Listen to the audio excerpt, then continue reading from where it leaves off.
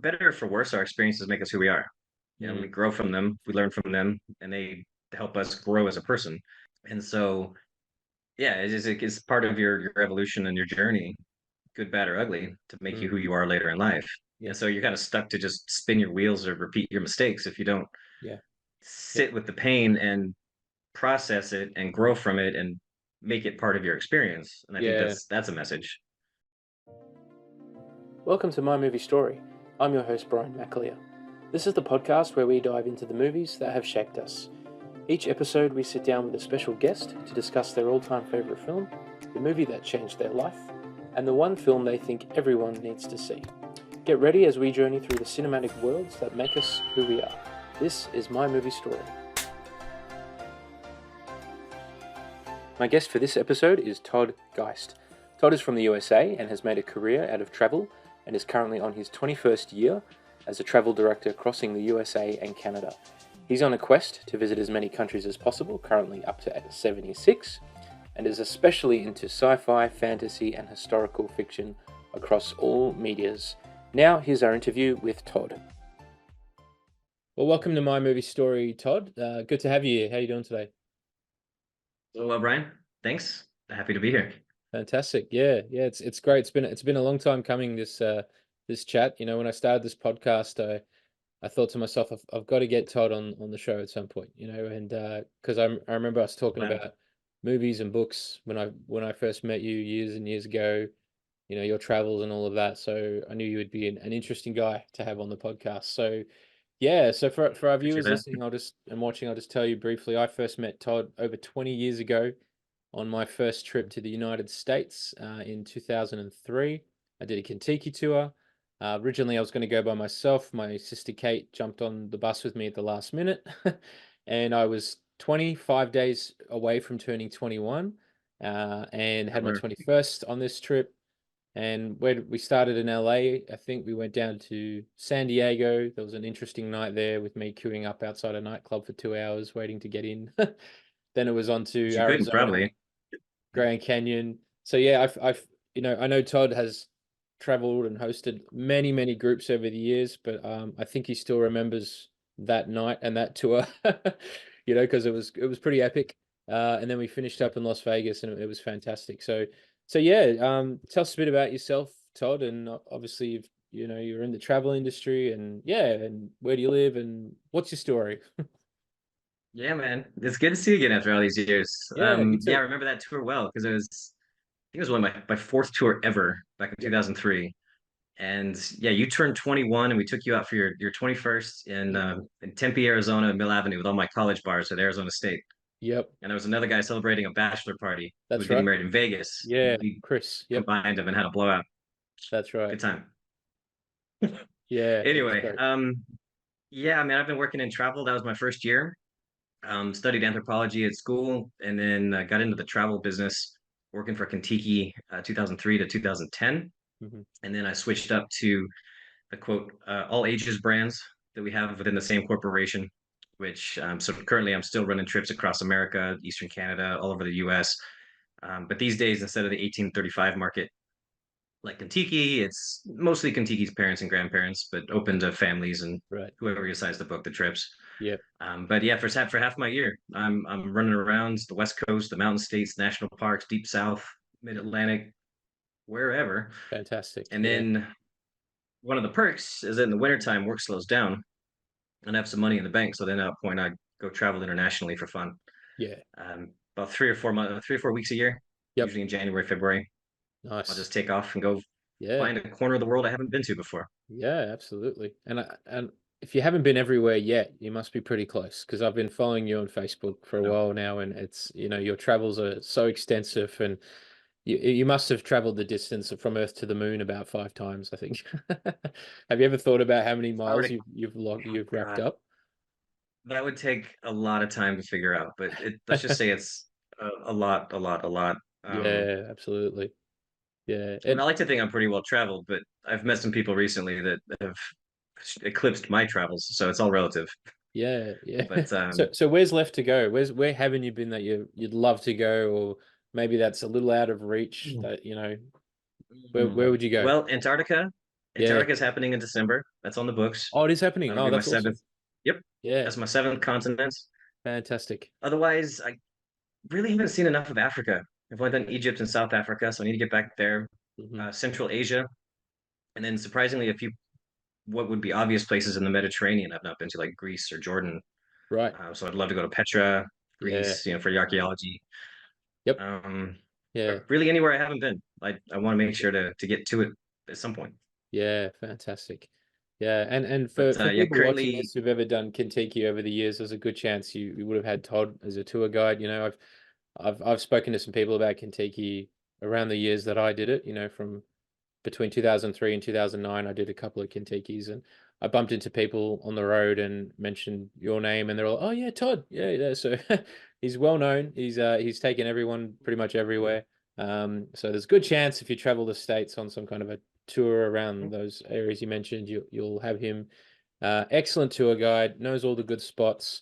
Loves a good beer. I know that, and good, always good company. So I have really fond memories of that trip, and yeah, just it was an interesting time when we hopped on that bus. Like the night before, um, Arnie had just become the governor. I think it was back in 2003, yeah, and I was watching his gosh, acceptance speech on TV, and then the next day it was like, "Yep, Schwarzenegger's the governor," and yeah, it was interesting. And the Bucks party you mentioned, and all the girls went off for the hens night, and all the boys came to me and Chris's 21st / Bucks night, and it's a bit of a blur, but a fun time was had by all. And I yeah, I remember it missed my hot fondly. air balloon ride the next morning because I was hungover. So yeah, I heard knocking on the door, but I wasn't going anywhere. But yeah, Oh man, it that was was a an good amazing trip, trip. and Yeah, it's funny amazing. you bring up Arnie and all that because that was before I lived in California. Now I'm in San Francisco, but at the Right, time I was still in and out of Phoenix, Arizona for the most part. That's where I lived. right, right. And that's where But at you're this from point, I've been originally, in isn't it? Yeah, uh-huh, yeah, that's right. yeah, Yeah. but now I've been up here in San Francisco for the last 15 years. Excellent. Yeah, great city too. One of my favorite cities in the States, San Francisco, for sure. Great one. Yeah, awesome. Well, again, yeah, great to have you on the show, Todd, and we've got a few different movies here to talk about. One of them links in with your interest around archaeology and travel. One you watched recently, which I also rewatched recently, and it's a bit of a head scratcher, but it's one that's been talked about a few times on the podcast before, and now we're finally covering this movie, which is really cool.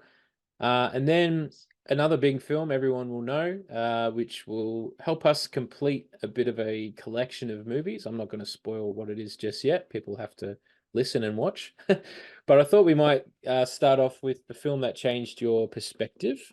And we'll talk about, how and why and what it is and what that film's all about. So yeah, if you could tell us for that first film, Todd, what's it called and what's it all about? All right. Well, this first film chronicles one of the adventures of an archaeologist back in the early 20th century. He liked to fight the bad guys and secure world peace while hunting down surprisingly religious artifacts for a man of science.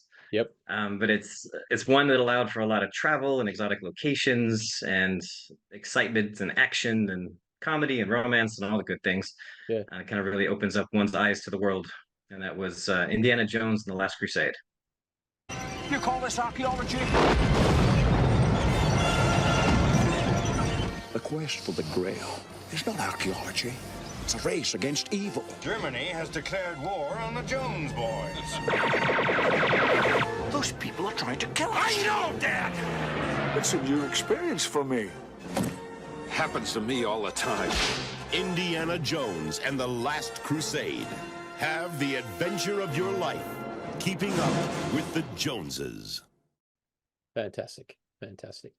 Yeah. So originally the final film in the trilogy, and we never thought there'd be another Indiana Jones after that. They Could have been ride the off into the final film. sunset. But we've had two more films since then, and we may talk about those, Mhm. but yeah, let's talk about Indiana Jones. So take me back. Was this a film that you first saw as a kid, when like around the time that it came out, or was it years after that? Can you remember? Yeah, would have been around the same time. It came out in '89, so I would have been 10. Yep. I don't have a memory of seeing it in the theater. It's possible I did, but I don't think so. I remember just wearing out a VHS tape at my dad's house, just That's it. over and over. We Yep. had the other ones too, I think, but this one just really sunk in because it was just the most fun and Mm. it was a little more new and had some of the better technology and special effects. It was Yep. funny. Yep. But I just remember latching on to the concept of this world history and all the exotic locations and the interesting people and the Yeah. foreign languages and That's it. just things that you're not really used to seeing as a Yeah. 12-year-old or whatever I would have been at the time. Absolutely.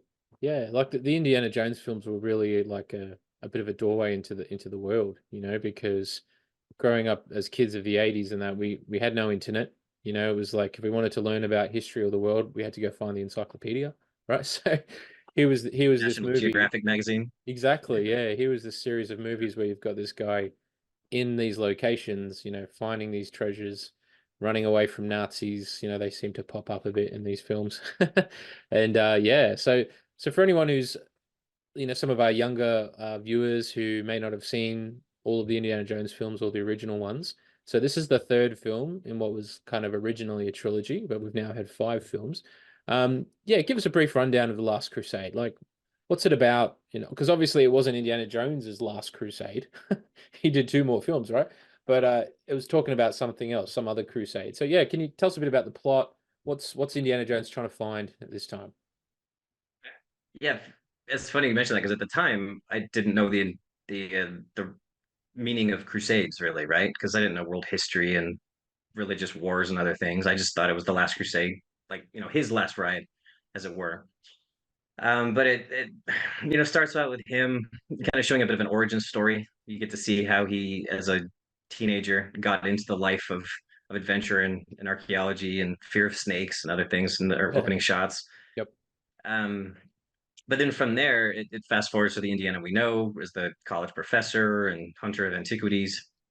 But it really gets into a lot more of a personal story for him because in addition to him just finding the next artifact, it's also him connecting with his father Yep. and bonding over the things that they share and then the regrets they have for not really connecting in his youth. Hmm. But it's all about how he's trying to find the Holy Grail, Yep. which kind of makes a nice counterpoint to Raiders of the Lost Ark because he's again back in the realm of Christian mysticism, Yep. and some of those artifacts that we hear about in legends. Yep. And so the idea though is that his dad was the expert on the Holy Grail. Um, so his dad first was tasked by this businessman to go find the Grail. They have some new clues, but then his dad disappears. And so now it's up to Indiana to not just find the artifact for the sake of this businessman and science and world history, but also to the personal quest to find his father and Mm. rescue him. Mm. And then as we find out, once he gets over involved in Europe, it's of course the Nazis again, which Yep. like his nemesis from every good Indiana Jones movie. Pretty much, yeah. Yeah, the three good ones. Yeah, that's right. Um, Yeah. and then he Yeah. meets all the interesting characters along the way, and he has to save the day, find the artifact, bond with his father. They have some Yeah, fun humor and adventures along the way. You get absolutely. to see some old favorites from past movies. Yep. Um, yeah, Yeah. it's Yeah. kind of like a nice little sequel to Raiders of the Lost Ark, if in Yeah, most more than any other. absolutely. Yeah, like the second one, Temple of Doom, is pretty much a standalone story. And it's interesting because if I didn't realize this till later in life, because as a kid, my favorite one was the Temple of Doom. That was the one I was more attracted to for some reason. Um, Probably because I like, scary horror stuff, and that's kind of got some pretty intense, scary scenes. The Spookier. crocodiles at the end, Yeah, people's hearts getting ripped out. In right. hindsight, it's not seen as the best of the films, but it's still good fun. It's fun. But if you look at Way the better very than start of Aliens. Temple of Doom, it has the year at the start of each film, and I think in Temple of Doom it Mhm. says it's the year 1935 or 36. And this came I out think that after one's Raiders of the Lost Ark. And then Raiders of the Lost Ark yeah. says it's set in 1937 or 1938. So Mhm. technically, Temple of Doom is a prequel to Raiders of the Lost Ark. So not many people know that. And I didn't pick this up until years later. And I thought, well, hang on, like, was that an error? Or did they mean to say this happened before Raiders of the Lost Ark? So yeah, so in No, that way, yeah, you could say it goes Temple of Doom, Raiders, and then The Last Crusade. Because, yeah, like you said, Raiders and Last Crusade are probably connected. They're the most similar, aren't they? yeah. Yeah. If memory serves, at the beginning, I think they say it's 39 or 40. It's Mm. somewhere where Hitler's in power, but World War II hasn't kicked off yet. Yeah, that's right. In The Last Crusade. Yeah. Yeah. And then at the start, we meet the young Indiana Jones. And who was he played by again? Do you remember? River Phoenix, River Phoenix, absolutely. or Did may he really well. rest in peace. Yeah, yeah, God, yeah, died because he was way, just way coming up, too man. early. Like in the '90s, he was just hitting the scene, and Yeah, but then yeah, and so unfortunately it didn't work out. And no, no, but he was tipped to be, a big star. Like he could have been the equivalent of like, what Leonardo DiCaprio is doing these days. I think River Phoenix could have had a very similar career back in the '90s. But yeah, unfortunately, it wasn't meant to sadly, he's be. been But a mention on my Los Angeles City tour ever since when I drive by the Viper Room. oh, of It's course, like because that club's still there, isn't it? Yeah, yeah, that's right. I remember going still past there. that on my Hollywood tour as well. Yeah, and But that opening scene, man, that's a yeah, lot of fun for me because I just rewatched this last week to get yep, ready for this, yep, and that whole opening sequence I knew was somewhere in Utah growing up, like yeah, vaguely. But as an adult, I can totally recognize it as Arches National Park because I take tours there a couple times a year. yep, So I was like the individual rock formations before I even registered or looked it up. I'm like, oh man, that's Bounce Rock, and yeah, this is yeah. totally Arches. It's cool to Like see the whole scene places where in a they like, movie you've been to, isn't it? Yeah, yeah, I mean like when really he cool. goes into the cave and finds the tomb robbers. There's no cave there, but I know exactly the spot. I could walk you to it. It's right underneath Wow, Delicate Arch. It's awesome. that's really cool. Yeah. And what the beginning of this film, it reminds me of there was a bunch of young Indiana Jones movies. I think the Young Indiana Jones Chronicles or something, like a whole bunch of made for TV films. Series. Did you see any of those back in the day? I did, and funny enough, they're all on Disney Plus now Oh, are because they? I looked Right. it up. Yeah. Yeah, and I remember watching them as a kid. It was somewhere in the like early '90s, Yeah. and it was a television show that played off of. There was both young Indiana, like he's 7 or 8, and then there's teenage Indiana, and it mostly has him in like World War One Yeah. as a volunteer and a soldier, and then all the various adventures he gets into in World War One. Yeah. But it's kind of silly in a sense because it introduces him meeting all of these characters of history like Theodore Roosevelt and all the great inventors and artists and writers of the time. He just casually bumps into, kind of like Forrest Gump, Yep. but it's somewhat fun. Yeah. Just like so like the influences he would have had in his life by the time we meet him are incredible in terms Yeah. of the Yeah. backstory and influence he would have had. Absolutely. Yeah. And we see a lot of that these days. We see a lot of movies, or TV shows based on movies that kind of reviving these characters or like a prequel of sorts. So I guess that was kind of, I guess, one of the early types of prequels, wasn't it? Like exploring this character before all of these big films we know him for.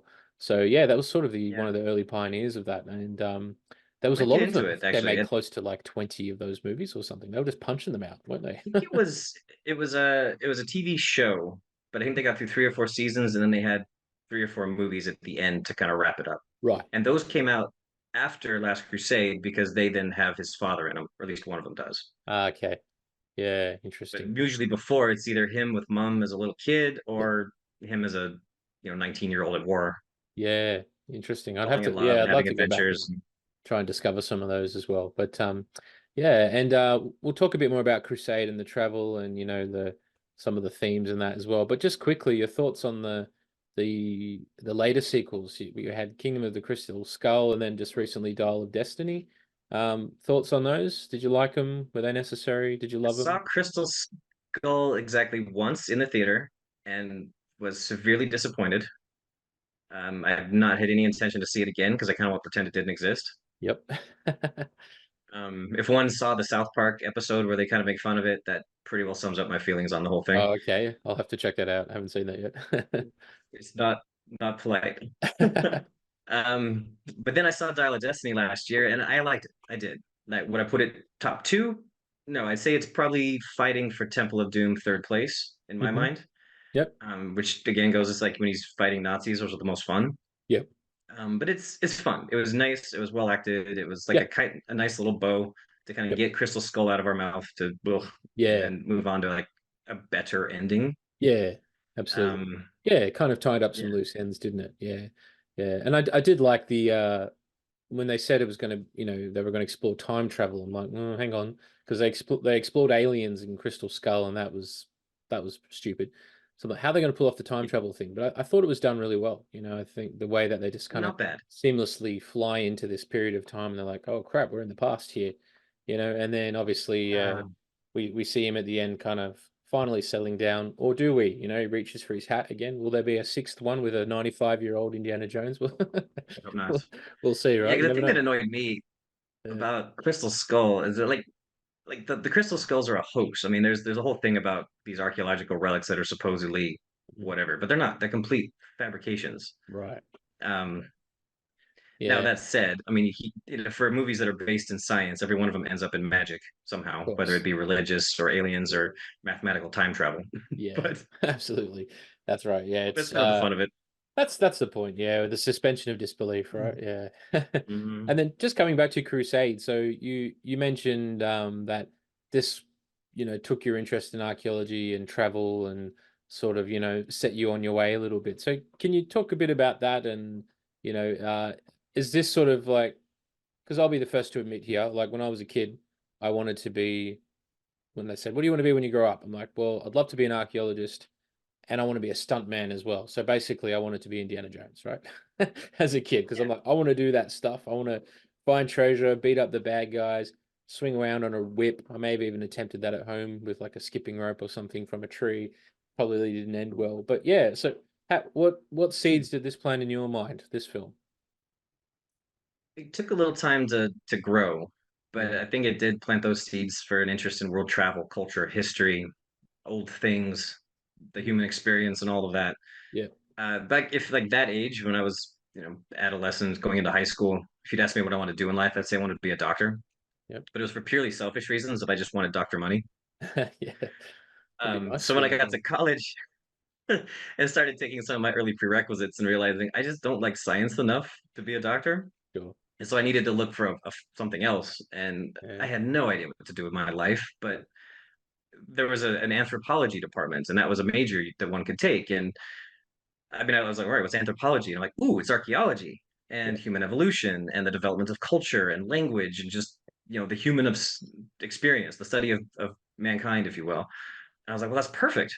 And then, because I already had this sort of growing interest in it all. And, I've been interested in history and other things over the years, throughout high school and early college. But if I had to look back on it to the spot that kind of stoked the fire from the beginning, mm, I really do think Indiana Jones had a big part of it, yeah, for showing me that there is a greater world outside the United States and mm, all of these interesting people worth meeting and all of these interesting stories worth learning and telling and teaching. yep, And I still to this day love maps. And I yeah. love how the Indiana Jones movies always show him traveling. Anytime he gets in a plane, it shows the map. And you're like, That's you're right. there to there to there. Yeah, yeah. And it was fun watching the one last week when I rewatched Last Crusade because, nowadays we would get on a flight from LA to London, no sweat. Yeah, Whereas he has to get on a plane in New York to go to Venice, and it shows him connecting three times yeah, because yeah. it's 1939. That's So right. he had to Yeah, like yeah. change planes in Newfoundland and in the Yep. Azores, and these are all Yeah, places that don't mean anything to me as a 12-year-old. But now I'm watching the map like, oh yeah. yes, I've been to that place. That's awesome. Yeah, yeah.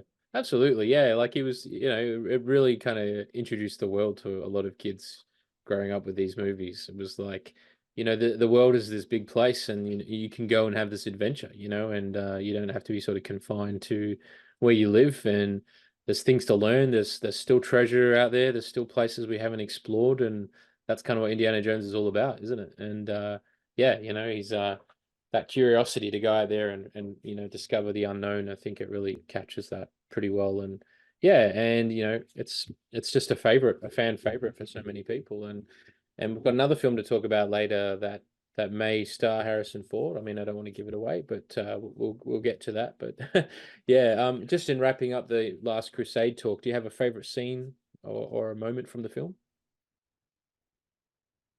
I mean, anything that has he and his father, but I think the best one is the whole sequence with the tank, Oh like where yes, they're like riding after, and then like he's fighting the colonel on the tank, and they're trying to so rescue his good. dad and Marcus at the same time. But Yeah.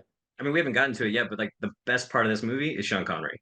Oh, Just of course. absolutely. Like it's just Yes. like his dry, just goofy sense of humor, like the old Yep. professor, and the two of them interacting and Yeah, yeah, yeah. him being junior but not wanting to be. So Like good. it's this the humor. I mean, Yeah, it's easily the funniest Indiana Jones, and it's all because of the absolutely. relationship with Sean Connery. They just nail it. Yep, absolutely. But that Yeah, scene on the tank is yeah. it's exciting, it's funny, Great. it's suspenseful. Yep. It's also heartfelt, right? He goes off the cliff and everybody thinks he's died, and Sean Yeah, Connery like yeah, has a breakdown. Like, oh my god, I've lost you, boy, and he just definitely. comes crawling out like nothing happened. Looks over Yeah, their shoulder, like, "What's up?" yeah, And they're it's like, great. Yeah, there's "You're lots of alive." nice little touches like that. Yeah. Yeah, that's it. Yeah, I mean, there's so much to unpack from this film. There's the whole Sean Connery conversation, and obviously it's classic Spielberg. It's Steven Spielberg working at the height of his creative powers in the 80s and 90s. He was doing his best work then, and we featured a few Spielberg films on this podcast, so now we've got another one to add to the bow. But yeah, I think I agree with you about Sean Connery. I think that's what really made this film stand out was like their relationship. And in the that's first two perfect. Indiana Jones, it was very much Indiana Jones is like this rogue guy, works alone, but he's always tagging along someone, like a woman or a child. And then it's like the only one who can pull him up and tell him what to do is his dad, right? And then we see this more vulnerable side of Indiana Jones in the third one where he's like, "Yes, sir," like he's First, like, their "Oh, first scene that's my together. dad. I better stand up straight, He pull smashes my him with a socks up." vase, and he stands right back up. He's like, "Yes, sir." Yeah, that's right. It's great. It's fantastic. Yeah, awesome. Well, we do have a couple more films to talk about. I mean, obviously, we could do a whole podcast on Indiana Jones, and maybe that's something we can add to the list and do it and have you back another time. We'll do a whole Indiana Jones special. But we might move on now, Todd, if that's all right, and cover your Mhm. next film. So this is one that both of us had sort of only just recently watched or rewatched and had to get our heads wrapped around, and there's a bit to unpack with this one. And this is the film that you think everyone must see. And I really like this category in the podcast because everyone brings a very different film to the conversation about what they think is a must-see film that even if you only watch it once, you need to see this film because you won't forget it. You'll be talking about it. It's going to challenge you. It's not what you expect. It stays with you basically. Which is what this category is all Mostly. about. So what film have you chosen for this category? Tell us all about it. Okay, so this one I only recently saw, like 2 months ago, before we recorded. So February 24. But it had been one that I was aware of as being a very, very good movie. And I have a very good friend of mine named Jason who is just he's put a lot of thought in his favorite movies, let's say that. Yep. And Hey, this is one of Jason. his top three, probably perfect. He describes it as the perfect movie, and it's probably his favorite of all time. And he Right. keeps a running list of his favorite 100 plus movies. Wow. So anyway, back in February, I had the opportunity to go on a date, and this girl that I was dating at the time, she said it was one of her favorite movies and was showing in a local cinema. And so I said, "All right, let's check it out. I've always needed to see this movie, and what fun to see it in like a little neighborhood cinema." My female friends were joking about it because like, oh, it's like a romantic kind of chick flick sort of movie, and I'm like, really? They're like, I had no idea what it was about. I just knew it was good.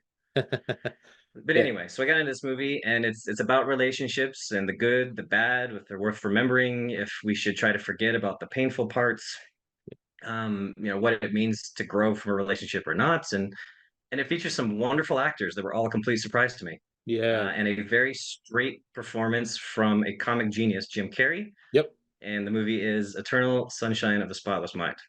Yep. This is a hoax, right? I assure you no.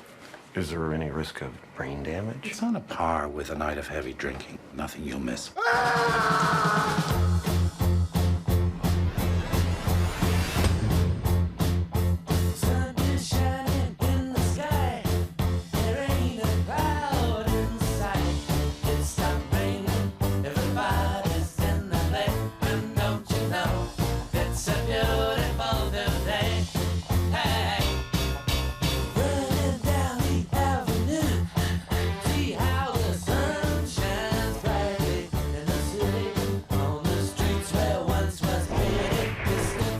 Can you hear me? I don't want this anymore. I want to call it off.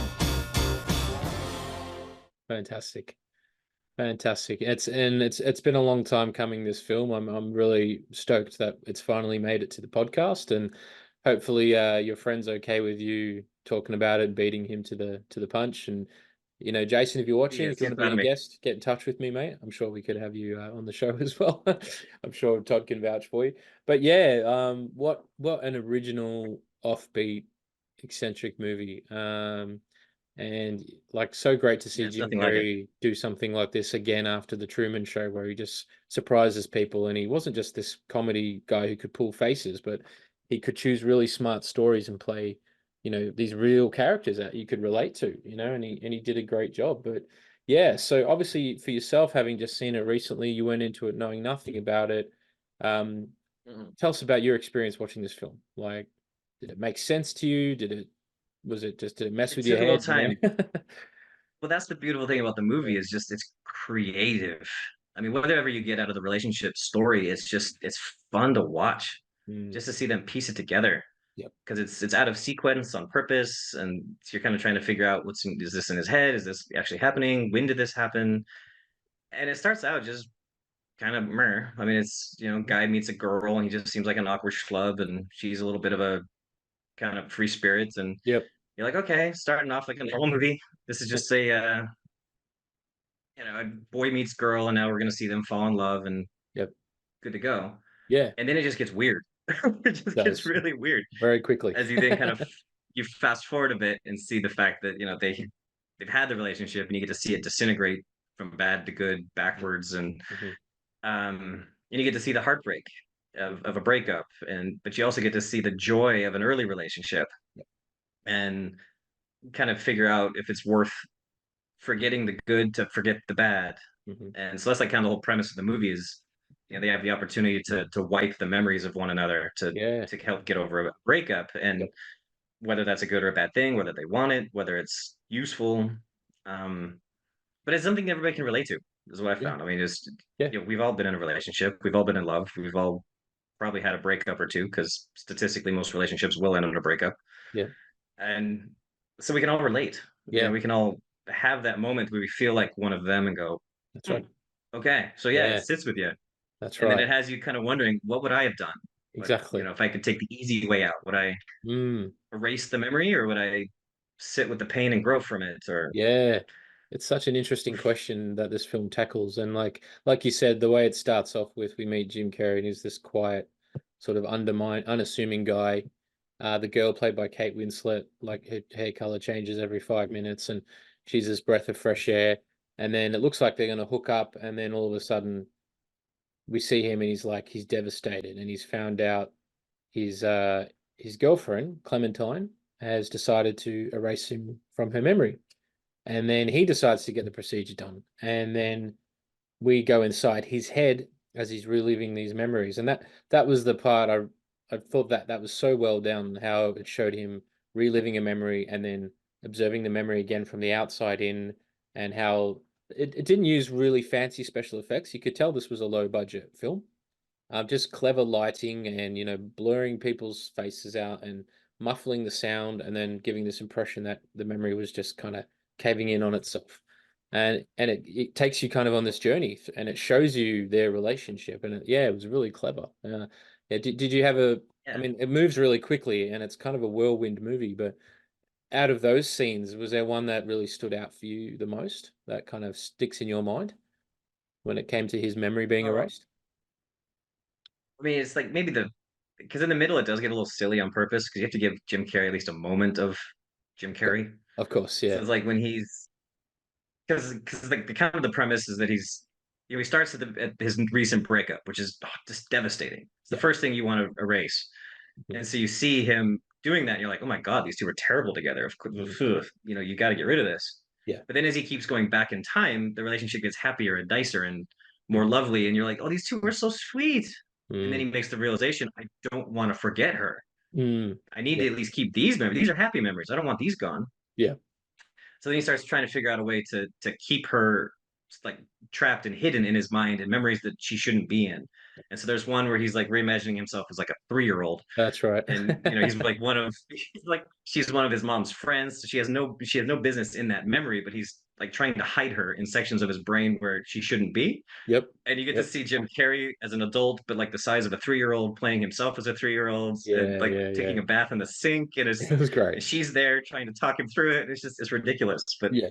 But funny. clever, and it makes sense, and it just flows really well, and it plays to Jim Carrey's strengths, and I think having done the Truman Show, 5 years or so before that, sort of introduced audiences to this side of him where he could play comedy a little bit, but he was also like this guy who was just way out of his depth in this really unusual situation, figuring out what's going on. So kind of similar to the Truman Show in that way, I guess. And we haven't featured the Truman Show on this podcast yet, but I'm sure it'll come up at some point.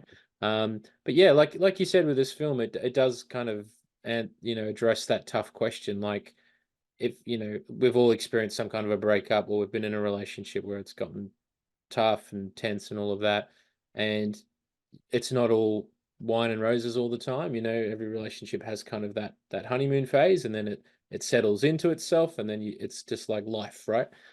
So yeah, we all ask ourselves, like, what memories do I want to keep? What rough patches do I want to get rid of? She decides obviously to just erase everything and just like start over, because she's so impulsive. But then when he's in his process, he's like, well, hang on, I don't want to lose this. I don't want to lose this. So then he's it makes you reflect a little bit, I guess, like sometimes even painful things are still worth hanging on to as well. Yeah. Do you think this film kind of sort of was trying to get that message across, or something different? What's your take on that? Yeah, because I mean, better or for worse, our experiences make us who we are. We grow from them, we learn from them, and they help us grow as a person. Yeah. And so if you erase those memories, you also erase those lessons and the Yes. feelings and whatever comes with them. Mhm. And so, yeah, it's part of your evolution and your journey, good, bad, or ugly, to make you Mm. who you are later in life. Yeah. And so you're kind of stuck to just spin your wheels or repeat your mistakes if you don't Yeah. Yep. sit with the pain and process it and grow Mhm. from it and make it part of your experience. And I think Yeah. that's a message. Mhm. They're taking the cheater's way out. Yep. And so as a result, they don't grow from it, Yeah. That's or true. potentially wouldn't if the whole thing would just play out as they planned. Yeah. Yeah. No, that's a really good way to put it. Like, if yeah, I mean, in every relationship, there's those moments that really test us. All the trials and stuff, and and if we don't learn from that, that can then be sort of become, I guess, the baggage that we can take into future relationships. And then the same stuff comes up, or we can end up being in these self people get stuck in these self-destructive patterns and end up with the same kind of person who's the wrong person for them. So yeah, like it would be easy to just be like, what, I didn't like that, let's erase it from our memory. But if we don't learn, then yeah, we don't grow. And when I was watching it, it kind of made me think a little bit about what we see in the world today with like cancel culture. That you've got certain people who are seeing films, TV shows, whatever, made a long time ago, where people were a little braver to explore these things, and maybe we were a bit more tolerant to listen to it. But now cancel culture is like, I don't like that. That's bringing up a bad feeling in me. I want to just get rid of it and pretend like it never existed. And this is creating a really big divide in the world. It's like, well, hang on, you can't just change it to suit you. This was made at a certain time by a certain person with a certain message. You can't just cancel that, right? So this film kind of, in a way, sort of predicted that a bit. It was pre-social media, pre-Facebook, all of that, which I think has fed into this cancel culture today. So it's a really smart film. Like, it kind of almost predicted the future of adults, I guess, who are just like, I didn't like that. Let's pretend it never happened. And if I erase you on Facebook, then you never existed, right? It sort of teases the future a little bit, doesn't it? Wishful thinking. Yeah, Yeah, it's that baggage still interesting. exists, whether you want to acknowledge it or not. 100%, for sure. Yeah, and Yeah, written and by Charlie it's wild Kaufman to that you see. mentioned. Yeah, it was written by Mhm. Charlie Kaufman. Have you Yeah, seen any of his other films? I don't think so. I did a quick search to see. It's a lot of similarly really kind of funky, insightful stuff. Yep. Apparently he's got a bit of history working with the director Michael Gondry on some other projects, Yep. so they have a bit of a partnership. Yep. But it seems like there was a lot of creative decisions made on both of their parts, where Yeah. like Kaufman's original script was going to have a different ending and Yep. kind of go a different direction, and then the director had some edits and some other things that were able to change it to the Mhm. movie we saw. Mhm. Um, but it's just like he ended up getting the Oscar for the best original screenplay, That's which right. he should have. Yeah. Yeah. Yep. And then Kate Winslet was up for the best actress that year, nominated, Yeah, didn't I win. think that was her first, no, second nomination. Yeah, after Titanic. So she was Yeah, post nominated about Titanic. 4 or 5 times before she eventually won for, I think it was The Reader. She eventually won for. So she was nominated a bunch of times, and we still haven't seen Jim Carrey nominated. I think he should have been nominated for The Truman Show, even for this film. I don't think we'll ever see him He's more or get less nominated retired, again. hasn't he? Yeah, kind of semi-retired. He pops up every Just now and like then hangs and out and does. paints, right? Yeah, he does the Sonic the Hedgehog That's right. movies. He's the bad guy in Sonic the Hedgehog. Okay, that's right. He was in those. Yeah, yeah, But I think he's like into some. He's in like art, isn't he? Like a painter or something, and he yeah. just sort of relaxes and just Yep. doesn't want to be involved in most of this nonsense anymore. Yeah, I think so. I mean, yeah, he's obviously got that sort of freedom to kind of do what he wants now. But yeah, like he did some really interesting films back in the day. You know, obviously this, The Truman Show, you know, Man on the Moon. You know, another one I That was a watched good of one. his recently, The Number 23, which was interesting, kind of about this dark conspiracy theory film. Yeah, are you like generally? Are you a bit of a Jim Carrey fan? Would you say you've seen most of his films? Probably most of the ones that are notable. But I Yeah, mean, like everybody, I learned about him from his slapstick stuff. yeah, I mean, the world probably learned about him from Ace Ventura. The Americans, at least, we would have known him from In Living Color, which yep, was a sketch comedy show like the Wayans brothers and their yep, buddies. yep, And so he was like the token goofy white guy in an yeah, otherwise mostly black cast. that's right. You Yeah. know, like characters like Fire Marshal Bill and Yeah. whatnot. And it was just Yeah, so yeah, it was a short move from there into Ace Ventura, where he got to just go full slapstick nonsense, and then yeah. kind of became typecast for that for a while He did, yeah. before getting some serious roles. Yep, absolutely. Like he's done some really interesting stuff and you know, and yeah, he proved himself in this film that he could play, you know, someone straight, someone dealing with, you know, guilt, resentment, depression, angst, all of the stuff that comes with a breakup. Yeah, and I think he pulled it off really well. Really well. Kate Yeah, Winslet and too, because she was like type against cast or cast against type. Sorry, mm, because at the time she had been done a lot of like a period pieces like yep, Titanic and things like that, yeah, a lot of drama.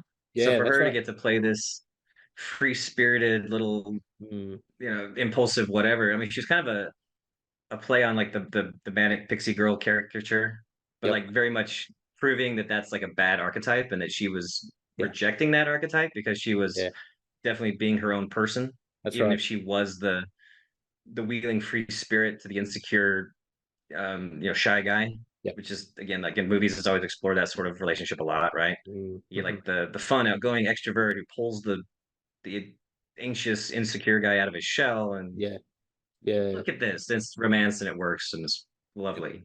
And then of course absolutely. this one doesn't end of it. It all spirals and disintegrates and Yeah, gives them the premise of the movie. Should we start over, erase it, forget it, try yeah, again? What do we do? yeah. It's really interesting. I guess it takes the classic formula of a romantic film or comedy, which is, you know, boy meets girl, boy likes girl, boy wins the girl, boy loses the girl, and then boy tries to win the girl back, right? And then happy ending sort of Right. thing. So it kind of follows that a little bit. Whereas like you see in the flashbacks how like he was just becoming really complacent in the relationship, and she was bored. Like she even said he's boring.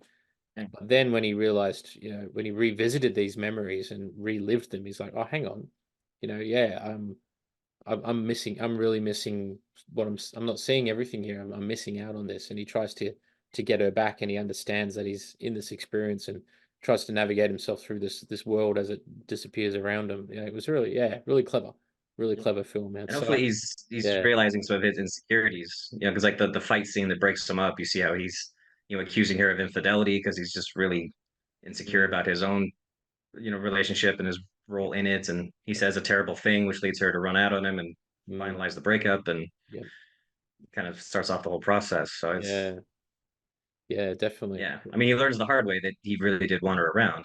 Yep. So hopefully if they got a second chance, he'd be able to work on his issues as she works on hers. They can be a better Yeah, match, yeah, and I or guess not. Maybe. yeah, maybe. I mean, the start of the film, you they kind of meet like they think they're meeting each other for the first time, but obviously they've already met.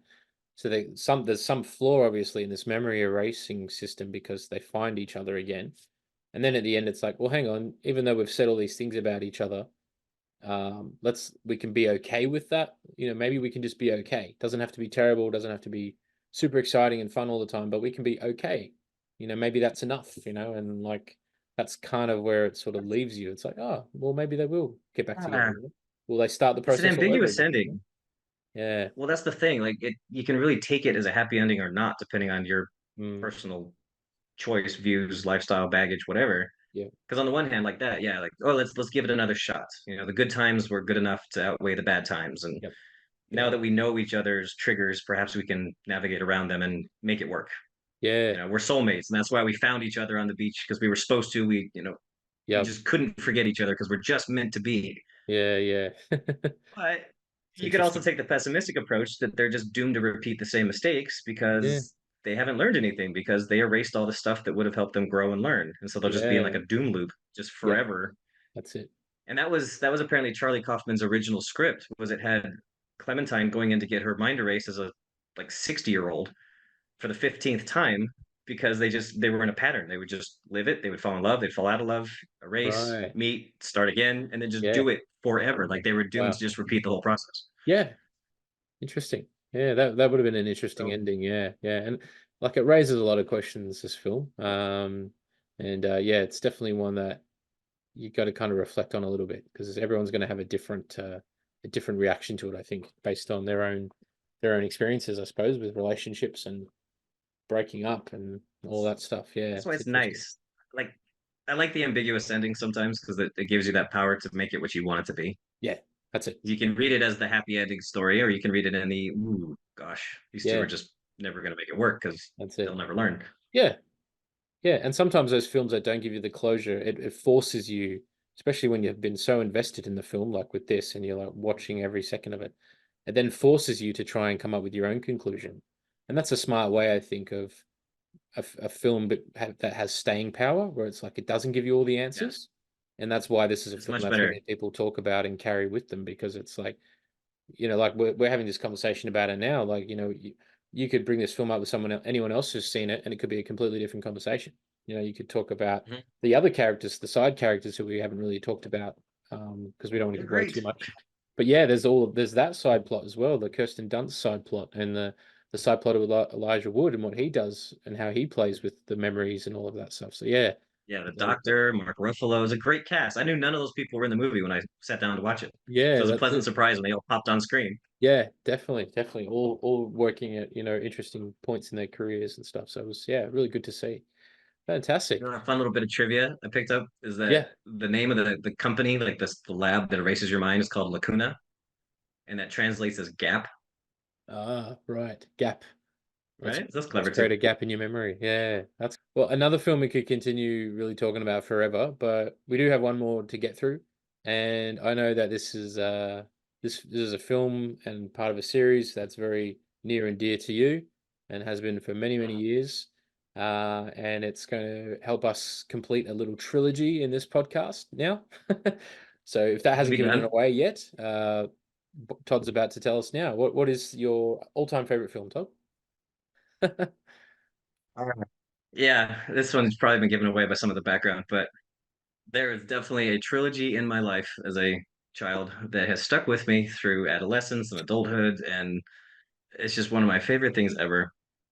And even though some of the other movies in this original trilogy might be better reviewed or more critically acclaimed or just generally agreed on as the better movie, this is the one that I watched over and over and over and over and over as a kid, and it was my absolute favorite. So part of this choice is because the other two have been already chosen and spoken about on this podcast. But for me, the favorite, if I got to be honest, it's going to be Star Wars: Return of the Jedi. Return of the Jedi. Fantastic. A legend fulfilled. An epic of heroes, villains, and aliens from 1,000 worlds. It's a trap. The quest continues. The circle closes. The saga lives on. Return of the Jedi. And I have to say, I'm pretty much the same. When I was a kid, this is the one I watched over and over as well. Maybe because it had Ewoks in it. I don't know. It was kind of the closure of the first two. As a kid, I found Empire was a little confusing and a little bit too adult. This seemed to be more Yep. like action and adventure, the big battle in space. Anyway, I'll shut up because this is your film. So yeah, do you remember seeing this or any of the Star Wars films for the first time? I mean, that's going back a while now, but can you recall what was That going on same and would where have you just were? been like Indiana Jones. It would have been at home in the Mm, living room yep. because this came out in '84, so I was only five. No, this was '83. So yeah, I was like 4, 5 years old. Yep. So no, too young. So I mean, all three of them were out by the time I started watching them, and I don't know exactly when, but let's say somewhere in my first decade of life, I probably watched them for the first time. But then again, sort of in that realm of 8 to 14 or whatever, just running them on repeat. Of course, yeah, And yeah. like you said, like Empire was a little dark, little complex for a 10-year-old. Of course, yeah. New Hope was fun. It starts the whole thing off, and you get to Yep. introduce to the characters. But like Jedi just looks sharper. Yeah. The technology's better. The special effects are better. You got all the cool aliens. Hmm. The battles. It's just the big climax, the fight. There's more action. Yep. You get the resolution. Good vanquishes evil. It's just Yeah. all the things, which made Absolutely. it the most fun to watch over and over and over For again. sure. Yeah, absolutely. And coming off the back of coming off the back of Empire Strikes Back, where basically the good guys lose in that film, they really come back with a vengeance here, and Luke Skywalker is he's more confident, he's learnt, he's got an agenda now. It's like, I'm gonna take down Darth Vader. You've got the continuing romance between Han Solo and Princess Leia, which is great to watch. And yeah, like you said, the special effects had really leapt forward just in that few years, and it does look really sharp and really good, and they still hold up pretty well today as well. Yeah, and obviously not, because like you and I, our generation, we had to watch these on VHS or when they occasionally surfaced on television, which wasn't very often back then, before cable and all of that. But then obviously in 1997, the original trilogy was re-released. Did you go and see them all, Huge. the movies? Oh yeah. By Yeah. then I was a certified Star Wars geek. Yeah, yeah. Um, because at some point in the whenever that was in the mid '90s, when like the Heir to the Empire book trilogy came out, like the first time I introduced Grand Admiral Thrawn, the Timothy Zahn novels, man, I was hooked. And at that point, that really launched all of the new books Hmm. and comic books. And there's this whole renaissance of Star Wars in like the mid '90s, and I just ate all of it up. Yeah. And that's when I started going overboard. I was buying the action figures and hanging them on the walls. I was super geek back in those Yeah, days. absolutely. Still have kind of, but Yeah, anyway. that's fine. All But good. when those came out, yeah, that was like near the end of high school when they re-released the original trilogy in the theaters, and that was incredible to Mm, see them on the big screen, to get the big boom of the speakers, to see the crawl to the Star yeah. Wars themes. I was getting like goosebumps just Oh yeah. because It was we amazing. never got that experience watching it at home. Yeah. To No. see the big boom and the John Williams score, and Yep. even though it's going to come, you're still just like, it's not bad. That's it. Yeah, it's Um, experiencing those films the way they were meant to be seen, on the big screen. yeah, And it was like, yeah, you go yeah. you go to the cinema, in the dark cinema, and you just zapped into this world. That's what Star Wars really pioneered that.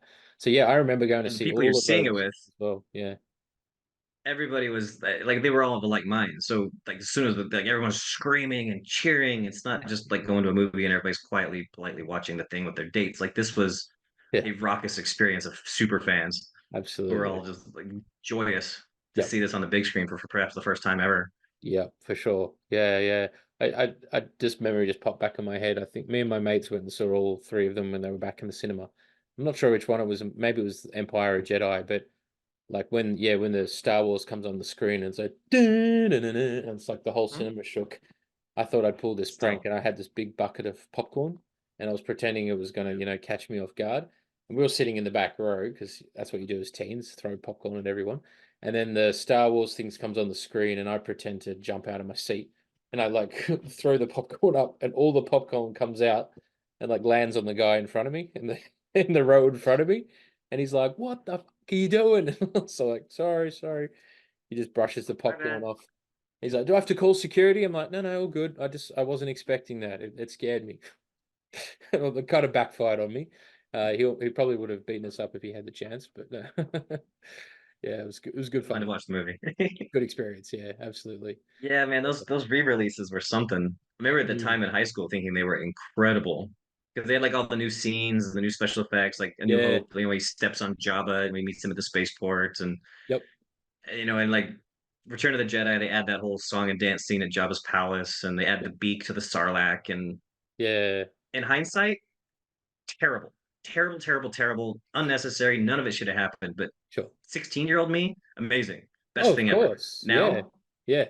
having just watched it again last week, I couldn't find the original despecialized version. I thought I had a download of somewhere, Yeah. and Yeah. I was so like every time I got to those scenes, it was just so jarring because it didn't belong. Hmm. Yeah. Apparently, you can But only get the original trilogy before the re-release on VHS. They weren't even released on DVD. So yeah, you've got them. VHS or DVD? VHS. Those are the VHS. Yeah, Those yeah. rare. Hang on to those. They'll But be worth something one day. Yeah. there is a dude online. You can look it up. I forget his name, but it's called the Despecialized Edition, and he Yep. essentially took the nice special effects, like the retouch, yada yada that they did, but he deliberately eliminated all the additional Yep. crap that shouldn't have been Yeah, there. that's right. And then you can Yeah. download them or buy them as a DVD set. Yep. Um, I got them for my brother just a couple years ago, and we watched them all in a row, and it Mhm. was incredible. Yeah, I thought I absolutely. had a set, and I was going to watch that, but I Yeah. couldn't find it. So I need to get those. Yeah. Yeah. Actually, you're the second person who's mentioned that on the podcast, actually. I think we've had that in a previous interview where, yeah, this guy, like you said, took the original You trilogy and Google it, mixed it up. you can find him, and Mm. it's legal-ish. I think because he did it under. He's got some loophole where it's like a fair play trade sort of Mhm. situation, Yeah. as like a Okay, fan cool. fiction Yeah. adaptation, something. There's Yeah. there's a way that he wiggles around being able to sell his versions of the DVDs. Okay, cool. So George Lucas is not trying to sue him, so that's good. No, or at least he hasn't yet. No. I Um, think he's doing okay money-wise. He wouldn't bother, I'm guessing.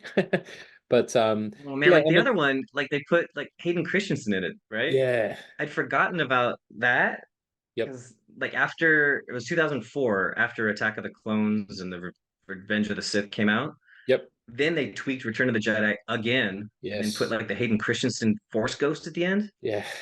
Yeah, not So necessary. it's so no, Yeah. no. Yeah. Well, let's talk briefly because obviously where Star Wars is at today, it's huge. It's like a institution, you know. It's the So best. yeah, just Yeah. briefly, you can go into as much detail as you want, but the prequels, Phantom Menace, Attack of the Clones, Revenge of the Sith. Did you like them? What were your thoughts? Yeah. Oh, at the time, loved them. Yeah. Because again, even Phantom Menace, which most of us roll our eyes at now, again, I was in college. Mhm. Call me 19, 20 years old. I don't know. I remember my brother and I and some friends, we lined up to camp at the theater overnight just to buy the tickets. Yeah, that's right. Because this is back before you could just get on your phone and do it, right? Like Yep. so, Yep. and this was, and we had hundreds of people in line behind it. We were the second and third person in line. We got there in Wow. the evening. They went on sale the next morning, and by the time we did it, we had hundreds of people in line behind us. We were up all night just playing board games and having a laugh. It was great. Wow. And that Yeah. was to buy tickets to Phantom Menace, which we all pretty much agree wasn't great. Love But it. I remember seeing that I think 3 or 4 times the first couple weeks Yep. because I would see it with my friends, saw it with my mom, saw it with my dad. Loved it. Yep. And then now I can look back and go, not the best. Yeah. Good Of course. story, good ideas. Yep. Lucas isn't good at writing dialogue. We can all appreciate that. Yes. He's good at ideas and visions. Yep. You should leave 100%. someone else to write the Of dialogue. course. Of course. Yeah. Yeah. Um, Yeah. but I think where he really excelled later was when he and I think Filoni got involved and they started doing the Clone Wars cartoons, Right. which excellent. The Okay. Clone Wars cartoons and the Rebels cartoons, super excellent. All right. Those are the best. Yeah, I haven't seen And any of those I those think yet, help but yeah. those redeem that era of Star Wars because they help give a lot more depth to the prequel movies Okay. and they help make Anakin into a better, deeper, more relatable character than Right. kind of the rush job that has to happen to him in the original trilogy Of prequels. course. Yeah. Okay. My two Interesting. Yeah. cents. Well, I haven't explored that back catalog yet of cartoons. I may get around to it one day, but yeah, Good. I guess like you said, it Now kind they're of doing the Bad Batch is kind of the finale of that era of cartoons, which they're right. just a few episodes away from finishing. Yep. Okay. Awesome. And then we've got the most recent trilogy featuring, Ray and um, you know, Mhm. um, Kylo Ren and all that. Yeah. Your thoughts on that series? Fun, Yep. fun, liked them, didn't love them. It's the fact that I don't think they had a plan, which was the trouble, Nah. right? Like Definitely not. Force Awakens came out and it was amazing because it was just again the technology had jumped and it was Yeah. just nostalgia. Yep. But then you walk out of the theater after you're like that's the best, Hmm. and you really think about it, and they just redid A New Hope all over again. It's the same Pretty much. plot, same Yeah. struggle, same ending. We got to get inside and blow the thing up from the inside. It's the same thing, but it was so good and so fun. It was Yeah. fan service. Yeah. It was well done. Yeah. And then showing Luke But it was Skywalker just at the yeah, end, it was like, oh yes, we're yeah. in, we're back. And then they had the whole feud with the directors, and Rian Johnson gets involved, and then they backpedal and they kind of read because there was enough backlash against it being too much of a rehash that they then went a completely different direction in Last Jedi, and then everybody hated that, so then they went back to with the Rise of Skywalker, and it was just disjointed. There was no plan. There was no Yeah. execution. Yeah, and Still fun only to a 2 year watch. gap as well between those films. Like all the other ones had a Mm, 3 year gap. So I think they were rushing them a bit to get them out as well. yeah, Yeah, that was my yeah. I take think they on were it. just kind of riding the cash cow, and Mm, they weren't really putting a lot of thought into how they got there. yeah, yeah, Just throwing in characters from the day for the sake of it, just for nostalgia. And oh, here's this person. Here's this thing. that's it. You're like, Yeah. did that need to be there? No, probably not. No. But then you had a couple No. of in between those, you had a couple of interesting additions. You had the Han Solo movie, which was meh, I'm sure you probably agree. But Rogue One was pretty Best. solid. Yeah. What did you think? The best. Yeah, I really love good. Rogue One. Absolutely. It's the best movie they've done since the original trilogy. 100%. It And was I'll fight adult anybody who Star says Wars for otherwise. adults, wasn't it? Yeah, very much so. Yeah, and it's the reason that Andor is the best TV show of Star Wars that they've Mm, ever done. yep. And it's what neither of those movies ever does? No Force, no Skywalkers, no Jedi. Mm, It's just the lore of the system, yep. the environment, the people, the culture, the politics, Yeah. and that's enough to do a show. You don't need lightsabers and force wielding people or Yeah, that's Skywalkers it. at all. And it's just Absolutely. yeah. Yeah, yeah. Now they make things good if it's done well, but you don't have to Absolutely. have them. Yeah, yeah. And again, The Mandalorian as well has done really well. And I think Mhm.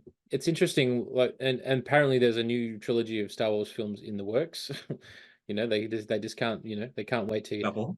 to make some more money, I suppose. But I hope they make some good choices this time, like I think there's a chance here to make up for some of the mistakes with the previous trilogy. Like capitalize on what the TV shows have done well. So I think, yeah, it'll be interesting to see where the future of the series goes. And how many more Yeah, trilogies because are there going to be? So yeah. Ray's getting at least one movie, I think, to kind of further her journey and Yep. probably rebooting the Jedi. Mm. And I think they're doing a movie perhaps in the High Republic era, which is pre-original trilogy Right. or Okay. prequels even. Yeah. Um, Yep. Interesting. Yeah. yeah, What they're would you jumping like to around. see for Star Wars in the future? Do you want a new trilogy? Do you want more TV shows? Do you want like less Jedi, like more Jedi? Like what would you like to see? What's your ideal Star Wars experience? I'd like to see, I think more better like the TV shows currently are catching me more than the show. Um, I want to see them do more things with Ahsoka, but I like Ahsoka much more in the Clone Wars and Rebels than I did in the comics and books than I have in the Ahsoka show. She was okay, but like she's a more interesting character in the other ones to kind of bring her to that point. Right. I want them to do stuff with Grand Admiral Thrawn, which we're going to see in the upcoming probably Mandalorian, and Yep. there's like some Dave Filoni movie which is going to kind of wrap everything up Yep. from his various shows. They're kind of teasing it to sort of be like an Avengers Endgame sort of situation, where it kind of Okay. brings the threads of several TV shows together with one big. Right. Um, but my hope is that he doesn't squander Thrawn as just like just a generic big bad. Yep. Because if you read the lore in the comics and the novels that like really bring his story to life, he's much more of a complicated gray character, Mm. fighting for different reasons for his home culture than they ever explore in the Ahsoka show so far, where they just kind Mm. of paint him as the next big Imperial admiral. It's like Yeah. Yep. there's more going on, so I don't want them to just like squander him as a disposable bad guy. I really Yep. want them to Yeah. flesh out his motivations and make him more relatable and Yeah. even admirable, perhaps. Yeah. Okay. Interesting. Yeah. I mean, like, See if they do that. yeah, absolutely. Yeah. And I think, you with the amount of Star Wars stuff that you've seen and consumed and all that, I think, I hope that the creators of these show are like thinking in those terms as well, like thinking in terms of the fans who've seen all of the stuff. And it's like, let's take what's good about the trilogies, the cartoons, the TV shows, the books, and try and feed that into this new trilogy and keep it going for as long as possible. I mean, because it's Star Wars, right? I mean, it kind of invented modern day cinema. It invented the blockbuster. So it's really central. It's one of those franchises that's central to the movie business. If people all of a sudden were like, oh, Star Wars, who gives a crap about that? That would be a pretty dark, depressing day. I think there's still It there's would still have a love and a really, passion there for it, but it's got to be done right. Yeah. yeah, I don't think it's a guarantee anymore because they have had a couple of Hmm. duds. Yeah. So I think they need to earn us back Hmm. to like make it. Yep. Yeah, I mean, any Star Wars movie is going to make money. There's no way it's not. But Yeah, of I course. think if they turn out a couple more duds, they're going to start losing people who are just going to give up on it, Yeah. Yeah. Good point. Good or at point. least pick and Yeah. choose a little more, Hmm. yeah, thoughtfully. Hmm. Yeah. I mean, I'll be there opening day regardless. Yeah. Well, that's it. Hopefully, they can do it proud. Yeah, yeah. Well, and I think they're moving the new trilogy into production pretty soon. We may even see the next film as early as next year, the end of 2025. That's And fun. then also you've got another three Avatar films as well coming out every sort of 2 or 3 years as well. So I think for the next decade, it's going to be Avatar and Star Wars films coming out every December, Yeah, they're alternating a So couple. Yeah, yeah, because I think there was the trilogy. There's also the Ray project. I think Taika Waititi is getting one to direct, which right. should be fun Cool, because cool. he's done several Mandalorian episodes, Right. Yep, and then we saw how much fun he could have with Marvel. Um, of course. so Yeah. that could hopefully be good. Yeah, absolutely. Watch this space, hey? Yeah, fantastic. Yeah, Yeah, for and then sure. just coming back to Jedi, obviously the film that started this conversation. You sort of mentioned what you like about this, how you rewatched it a lot as a kid. Um, Mm.